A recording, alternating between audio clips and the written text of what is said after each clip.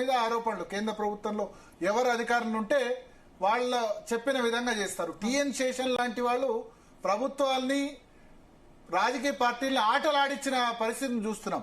35 సంవత్సరాలైనా ఇంకా మనం టిఎన్ శేషన్ గురించి మాట్లాడుకున్నామంటే అట్లా ఉండాలి ఎలక్షన్ కమిషన్ అంటే టిఎన్ శేషన్ లాగా అని మాట్లాడుకున్న సందర్భం. కేంద్ర ఎన్నికల సంఘం ఏమో కేంద్ర ప్రభుత్వం చెప్పినట్టు డమ్మి.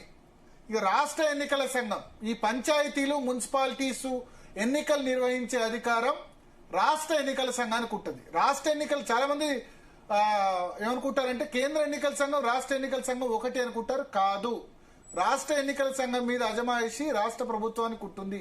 ఆర్టికల్ 243 ప్రకారం మున్సిపల్ గానీ పంచాయతీ ఎన్నికలు గానీ లేదా దీని బై ఎలక్షన్స్ గానీ పూర్తిగా రాష్ట్ర ఎన్నికల సంఘం చూసుకుంటుంది. కేంద్ర ఎన్నికల సంఘం సీఈఓ వేరు, అదే అసెంబ్లీ గానీ పార్లమెంట్ ఎలక్షన్ నిర్వహించడం వేరు. ఇక రాష్ట్ర ఎన్నికల సంఘం ఎంత దారుణంగా ఎన్నికల షెడ్యూల్ రిలీజ్ చేసిందంటే నిన్న షెడ్యూల్ రిలీజ్ చేస్తారు అనౌన్స్మెంట్ 27వ తేదీ సాయంత్రం 4 గంటలకు. 27వ తేదీ సాయంత్రం 4 గంటలకు ఎలక్షన్ కమిషన్ షెడ్యూల్ రిలీజ్ చేస్తుందని మంత్రులు 2 రోజుల ముందు చెప్తారు. అంటే ఎంత దారుణం! ఎన్నికల డేట్స్ కూడా మంత్రులు ముందే అనౌన్స్ చేస్తారు. ఇట్లా ఉంటుందా? ఎన్నికల సంఘానికి స్వయం ప్రతిపత్తి ఎట్లా ఉన్నట్టు? అంటే 26వ తేదీ వరకు మీరు అన్ని కార్యక్రమాలు చేసుకోండి, చీరలు పంపిణీ చేసుకోండి, 27వ తేదీ సాయంత్రం 4 గంటలకు ఎన్నికల షెడ్యూల్ వస్తుందని ఓ మంత్రి ముందుగానే అనౌన్స్ చేసేస్తాడు. ఆ మంత్రి అనౌన్స్ చేసినందుకన్నా కనీసం పోస్ట్ పోన్ చేసి ఎలక్షన్ కమిషన్ తన శాంక్టిటీ కాపాడుకుంటే బాగుండేది. 27వ తేదీ బదులు ఒక రోజు ఆలస్యం చేసి 28వ తేదీ పెట్టినా బాగుండేది. నిన్న షెడ్యూల్ అనౌన్స్ చేస్తాడు. ఇవాళ నుంచి నామినేషన్స్ అట 28 నుంచి 30వ తేదీ వరకు 3 రోజుల్లో నామినేషన్. కొంపలు మునుగుతాయా ఏమన్నా? 15 రోజుల్లో ఇప్పుడు సంవత్సరం అయింది మున్సిపల్ ఎలక్షన్స్ పెట్టక. 2025 జనవరిలో టర్మ్ అయిపోయింది. ఇవాళ 2026 ఫిబ్రవరి. ఈ సంవత్సరం ఏం చేశారు ఎలక్షన్ కమిషన్? గాడిదలు కాసారే ఇంతకాలం. ఇప్పుడు పెట్టగానే 15 రోజుల్లో కంప్లీట్ అట. ఎందుకు ఈ మాట అంటున్నా అంటే సమ్మక్క సారక్క జాతర గిరిజన జాతర ఆసియా ఖండంలోనే అతిపెద్ద జాతర. అవునా?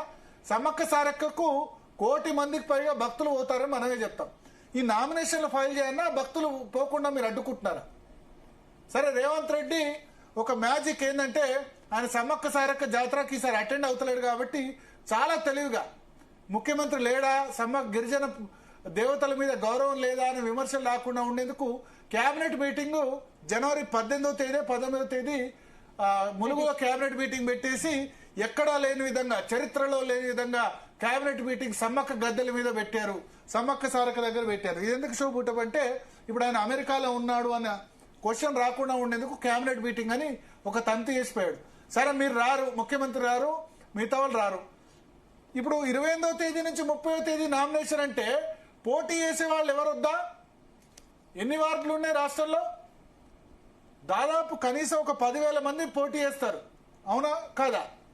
ఈజీగా 120 మున్సిపాలిటీస్ లో అంతా కలిపితే ఈజీగా ఒక 25-30 వేల మంది పోటీ చేస్తారు. వాళ్ళ బంధువులు చుట్టాలు అందరూ సమ్మక్క సారక్క జాతరకు రావద్దన్నట్టే కదా.